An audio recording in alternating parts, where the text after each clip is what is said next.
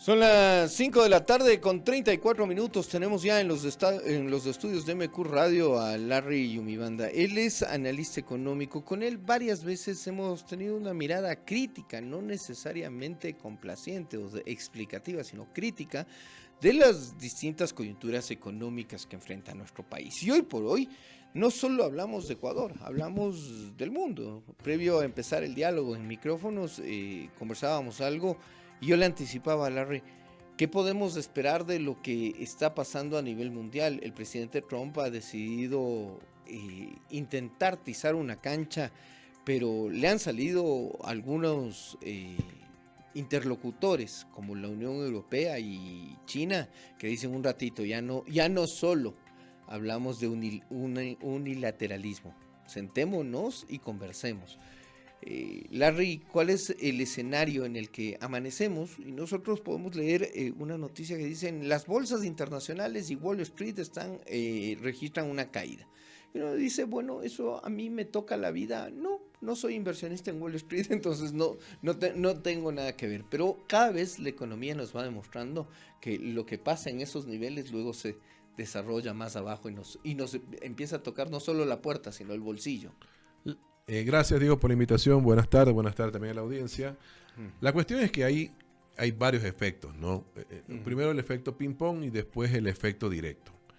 El tema radica en que el proteccionismo hoy en día, primero ya es un desfasado del tiempo. Eso se discutía inclusive en el siglo XIX, ¿no? Siglo XVIII, siglo XIX. Ahora que estamos en la globalización, más bien estamos buscando los famosos acuerdos comerciales, no con arancel cero, pero con arancel reducido. Y esa es la idea de alguna otra forma de integrar tarifas variables. Así es, tarifas variables. Pero entiendo la posición de Estados Unidos, ¿no? Porque después de la Segunda Guerra Mundial... Vamos a intentar entender al que hoy por hoy es el cuco de esta historia, el señor Trump. Tratemos de entender. En la medida de que, por ejemplo, China se desarrolló con el capital norteamericano. Ya. Así de sencillo, y adicionalmente le permitió la exportación de productos chinos a Estados Unidos con arancel cero y hasta con bajos aranceles. Entonces lo ideal es que lleguen a una normalización en las tasas arancelarias de las dos economías. Con Europa lo mismo pasa. Después de la reconstrucción posterior a la Segunda Guerra Mundial, también recibieron subvenciones por parte de los Estados Unidos y ciertos beneficios, ¿no? Entonces lo que busca Estados Unidos un poco bajo la idea de Trump, justicia arancelaria, ¿no? Partiendo por ahí. Esa es la explicación que él ha dado. Claro, pero ese tipo de decisiones tiene una afectación global. Tanto así que el FMI todavía no se pronuncia, van a esperar hasta el 15 de abril, 15 el 16 de abril, a que van a lanzar su informe de primavera para ver los impactos que puede generar la política arancelaria. Que de hecho, sea de paso, no hay que olvidar que Estados Unidos es un gran jugador. Es el principal jugador del comercio global. O sea, no podemos menospreciar y decir, ya... Es que normalmente en economía, cuando alguien pone un arancel o sube un arancel y es un gran jugador, sube el precio internacional de ese producto y genera procesos inflacionarios alrededor de múltiples economías. Hoy leía en la página de Bloomberg que Apple, el productor de tecnología de estos teléfonos, que hay muchos quienes los prefieren, estaba buscando trasladar el grueso de su producción de China hacia la manufactura en la India, porque la guerra comercial con China parecería no tener un desenlace rápido. Larry, ¿estas cosas tienden a agravarse, tienden a subir de perfil o nos vamos a quedar con estas primeras escaramuzas de yo te pongo 34, yo te pongo 104 de arancel y luego se van a sentar, van a llegar a un acuerdo y todos tranquilos, o esto podría agravarse? Yo creo que es una posición de Estados Unidos para presionar a una negociación, viéndole la característica de Donald Trump, de cómo es su personalidad. Pero en caso de mantenerse en firme, la desaceleración mundial es inminente. ¿Y qué pasa ahí sí, nuevamente, qué pasa con economías marginales, chiquitas como la de Ecuador, cuando se da una desaceleración global de la economía? Si la Unión Europea, China, Estados Unidos nosotros tenemos tres principales mercados: Estados Unidos, China y la Unión Europea. O sea, los tres gallos que están en esta disputa. Entonces, por eso le digo, hay un efecto ping-pong y hay un efecto directo. Entonces, si la Europa se desacelera o se empobrece, dejarán de consumir.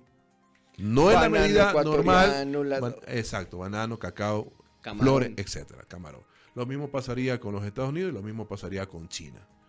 Entonces, ahí sí vendría un efecto directamente al proceso de exportación y que podría implicar un impacto en la producción y el empleo. Es decir, que empiecen a ingresar menos dólares a esta economía. Porque producto de las exportaciones, si nos empiezan a comprar menos, vamos a recibir menos dinero. Pues ese es el riesgo. Hay un efecto de esa naturaleza sin perjuicio del efecto inflacionario también. Sin perjuicio del efecto inflacionario. Ahora, por otro lado, el golpe viene directo, porque si nos graban a nosotros un arancel del 10% adicional al arancel establecido, de alguna otra forma sube el precio de nuestros bienes que se exportan. Ahora, aquí está el papel de los empresarios, si van a absorber o no ese arancel que establece los Estados Unidos.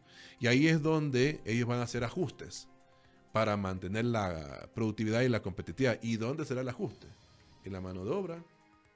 ¿O será a través de ajustar a los proveedores, especialmente al productor? Eso lo veremos en el camino, pero sí va a haber un impacto, tanto así que en el informe que saca el 31 de marzo el Banco Central, que a mi juicio es un poco apresurado poner una previsión económica del 2.5% para este año. Un poco optimista. Porque considera datos hasta el tercer trimestre, no pone los datos del cuarto trimestre. Entonces, considero que es un poco apresurado. Datos de los apagones, datos de un fin de año. Entonces, ellos dicen en el informe, bueno, la economía va a crecer 2.5%, pero en caso de agravarse la guerra comercial va a haber la tendencia a la baja. Segundo punto, el mismo de las previsiones económicas de 2.5% dice que tiende a la baja si, por ejemplo, las inundaciones generan un efecto de pérdidas de daños cuantioso para la economía. Entonces, eso de ahí es inminente, lastimosamente, es la realidad que vivimos. Vemos ahora ya la campaña electoral que va por un lado, la situación mundial va por otro lado y la situación interna está por otro lado. O sea, hay un divorcio de las dos candidaturas. No vemos, por ejemplo, a partir ya de 24 de mayo, que ya oficialmente toma posesión el nuevo gobierno, sea que sea reelegido o sea que la señora Luisa González sea electa por mayoría del pueblo ecuatoriano, un plan de emergencia urgente. Que eso sí es necesario porque las lluvias, de acuerdo al INAMI, de acuerdo a los organismos estatales, van a continuar durante todo el mes de abril.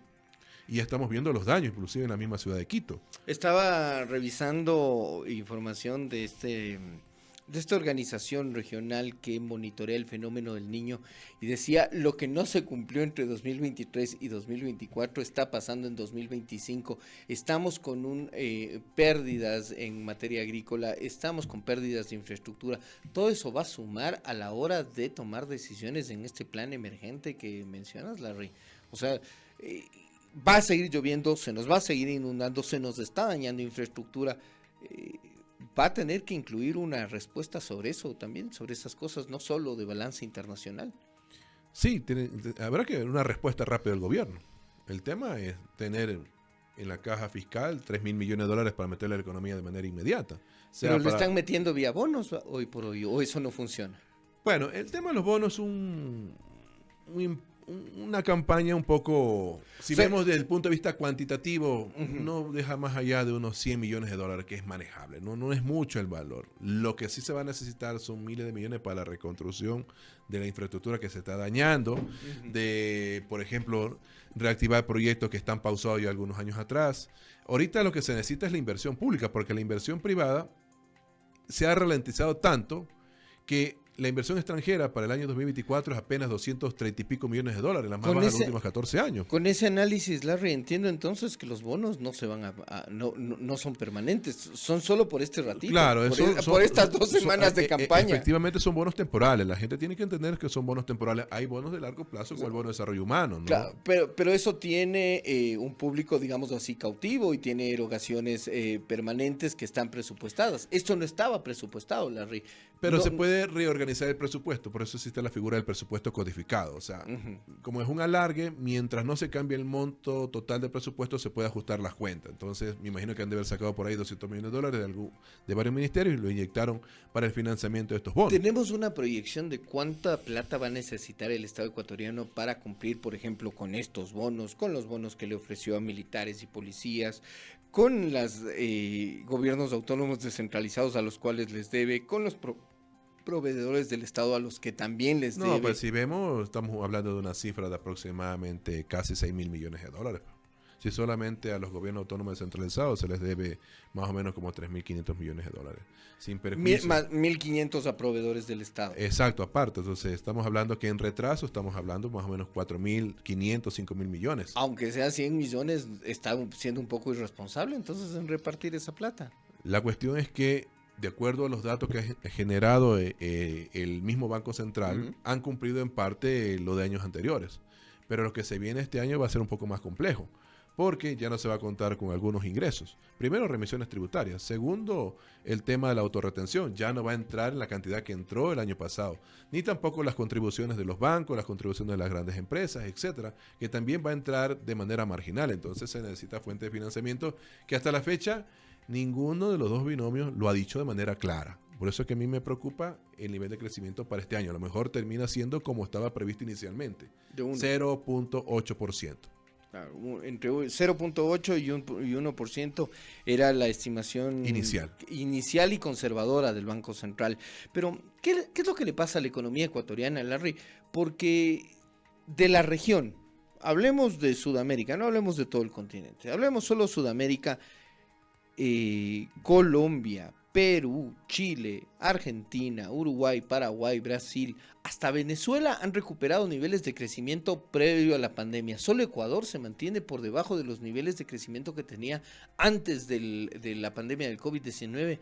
Acá no ha habido una política clara de ver cómo reactivamos, cómo recuperamos esos niveles de producción. O tenemos que seguir escudando, es que hubo paros, es que hubo esto, es que la caída del gobierno de Lazo, es que el gobierno transitorio de Novoa. Siempre va a haber un pretexto. A ver, ha habido inestabilidad institucional, eso es evidentemente, pero adicionalmente a eso también no ha habido un plan de desarrollo consistente para que sostenga un plan de obras públicas importante. Sí, eso no ha habido. Veo que Perú continúan con las alianzas público-privadas, acabaron con capital chino, inaugurar el puerto de Chancay, por ejemplo. En Colombia están en la ciudad de Bogotá, sea con capital del gobierno y el mismo capital de la municipalidad, desarrollando el metro, por ejemplo. Nosotros en su momento desarrollamos el metro con capitales tanto del gobierno como los propios. Y me refiero a los propios, a los municipios de Quito. O sea, pero de ahí... Son estatales en ambos casos. Pero de ahí, dígame, una obra de infraestructura importante que se haya planificado para estos 2-3 años. No existe. Pero, y ahí le pregunto nuevamente por este canibalismo político, y le voy a preguntar, Larry, porque la semana anterior leía una noticia que debería preocuparnos a todos, a quienes estamos pensando, por ejemplo, que el Estado ecuatoriano tiene que ofrecer un buen clima para la inversión privada.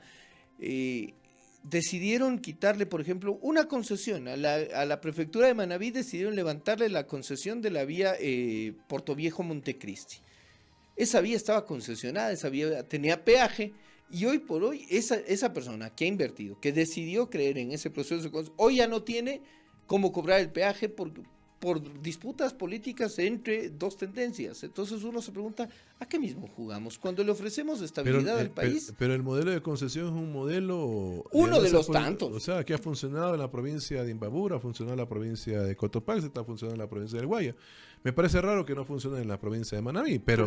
Es que decidieron quitarle la concesión. O sea, decidieron quitarle la administración de la vía al gobierno autónomo, y el gobierno tiene que reversar la concesión que tenía. Sí, lastimosamente, es por la noticia, pero eso para mí parece un infantilismo. Eso debe delegarse a los gobiernos autónomos descentralizados. Lo mismo va a pasar con el quinto puente. El gobierno no va a tener todos los recursos para hacerlo, va a tener que buscar... Pero esa fue la primera pelea entre Daniel Noboa y Aquiles Álvarez. O sea, como usted dice, son infantilismos los que a veces... A mí lo que me está preocupando es la nueva generación de políticos. O sea, porque resultaron peores que la vieja.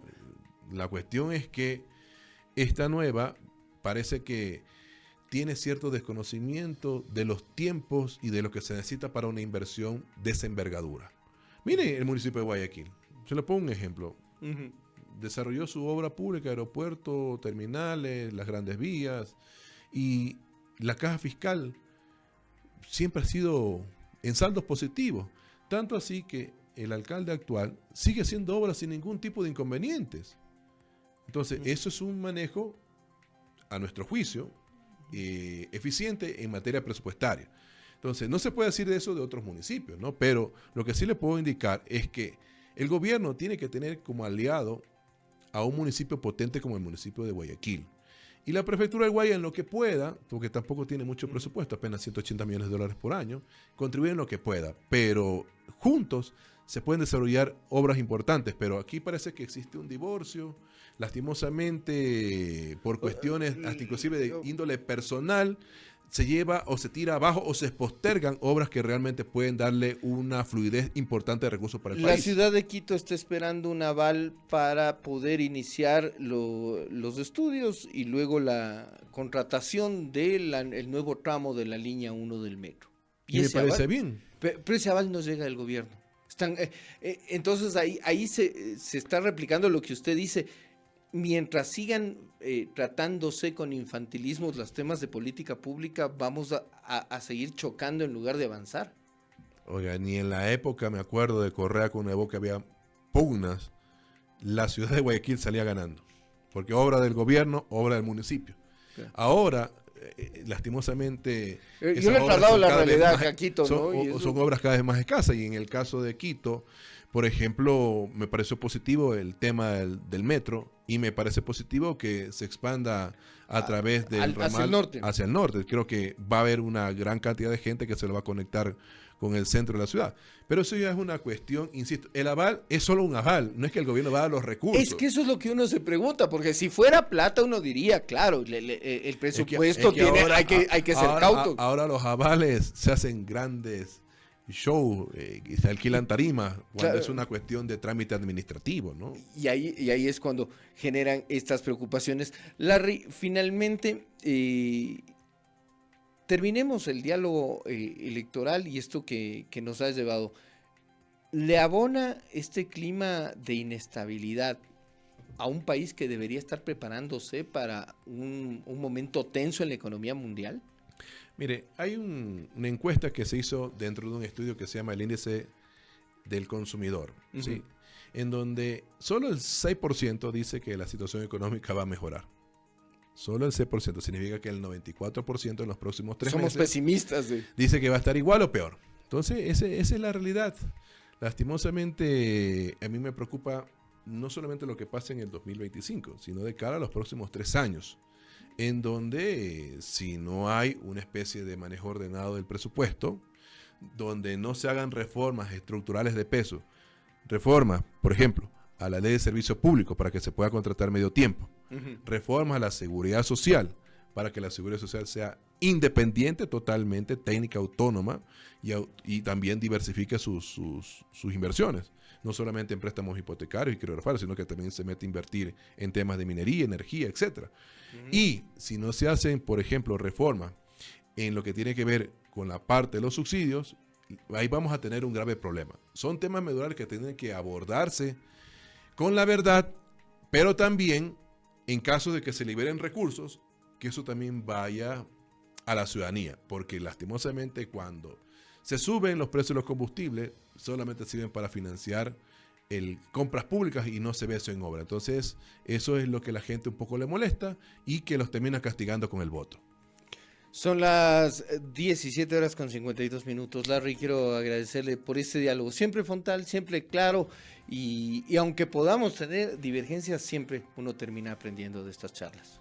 Gracias, Diego, a las órdenes. Daniel, no, ya me están vacilando. Ya, dos me están vacilando. Entonces, un abrazo para todos y a las órdenes, ¿no? Siempre un gusto, siempre un gusto. Vamos a revisar más noticias, porque Verónica Abad, vicepresidenta del Ecuador, anunció